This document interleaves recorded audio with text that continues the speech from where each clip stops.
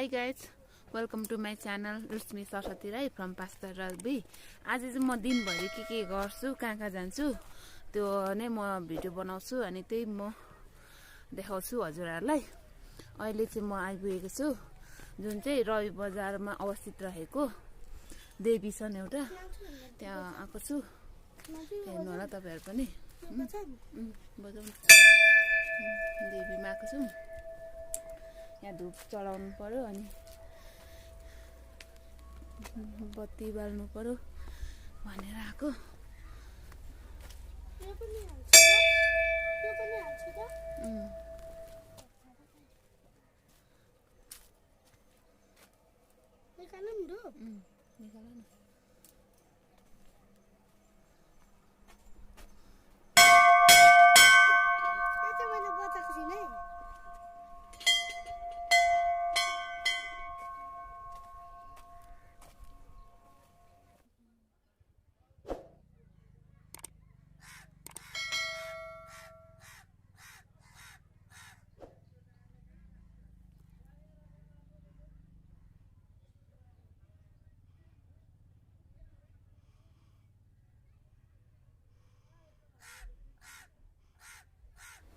अब चाहिँ हामीहरु फर्किँदै गरेको यो देवीबाट पूजा पनि गरौँ, धूप बालौँ अनि धूप पूजा गरेर अब देवीबाट फर्किँदै गरेको। अब हामीहरु कहाँ जान्छौँ? सर्गपुरी मन्दिर जान्छौँ होला। हामी चाहिँ अब सर्गपुरी मन्दिर आइपुग्नु लाग्यौं। सर्गपुरी मन्दिर उहाँ देखिरहेको छ। अब त्यही हो, हामी त्यही जान्छौँ अब अनि तपाईहरुलाई देखाउँछु नि म। यही हो सर्गपुरी मन्दिरको गेट।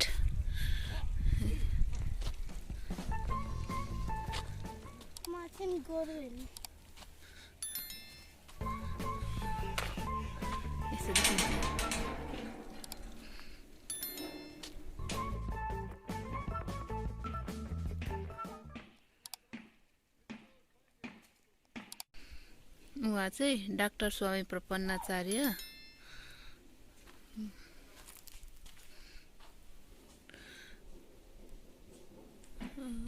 उहाँ चाहिँ महागुरु फाल्गुनन्द बसा हनुमान। यहाँ भित्र चाहिँ यस्तो देखिन्छ।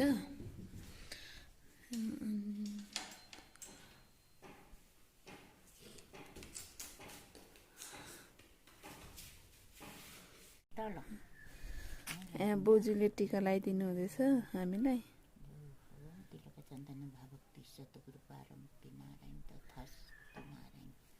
ज्ञानी मनी हुनु, धेरै पढ्नु ल। खुट्टामा ढोका नि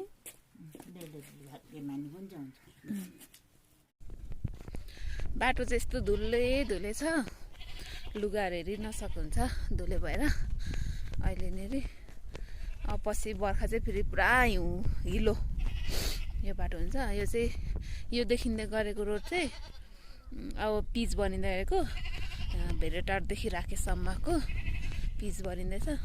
अब बुधबारतिर काम हुँदैछ। अब यता चाहिँ कहिले आइपुग्ने कटिङहरू चाहिँ गरेको छ, त्यही कारणले पुरा धुलो छ कि यो रोड। अनि जुत्ताहरू हेरि नसक्नुहुन्छ अहिले त। यहाँतिर त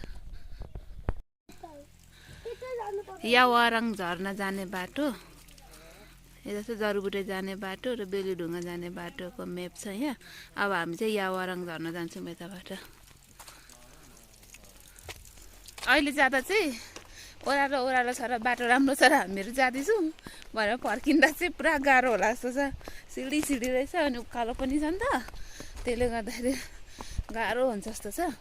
अहिले चाहिँ ओह्रालो हाँस्दै जाँदैछौँ। हाम्रो समर्पण बाबु हाँस्दै हिँडिराख्नु भएको छ अहिले। एकछिनमा उकालो आउँदा चाहिँ कसरी रुँदै आउनुहुन्छ होला नि। अहिले चाहिँ ओह्रालो भएर हाँस्दै हिँड्नुहुँदैछ। प्यारासुट अन गरेर आउने अरे। हामी चाहिँ झर्ना आइपुग्यौँ। अब अलिक तलै छौँ। अब अलिक माथि गएर देखाउँछु तपाईहरुलाई।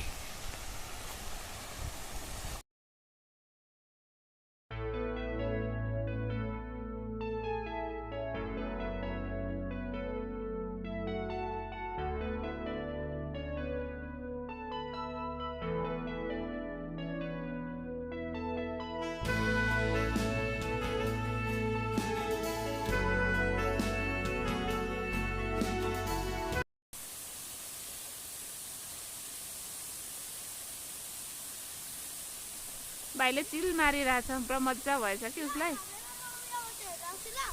ल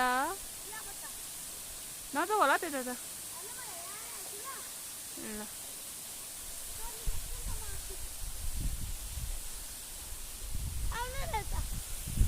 ल होइन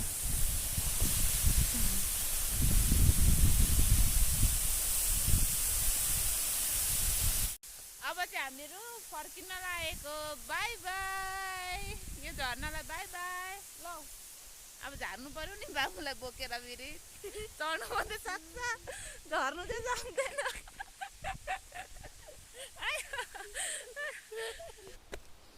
अघि चाहिँ ओह्रालो ओह्रालो झऱ्यो अब चाहिँ यस्तो उकालो छ है यसरी नर्छ उकालो बाटो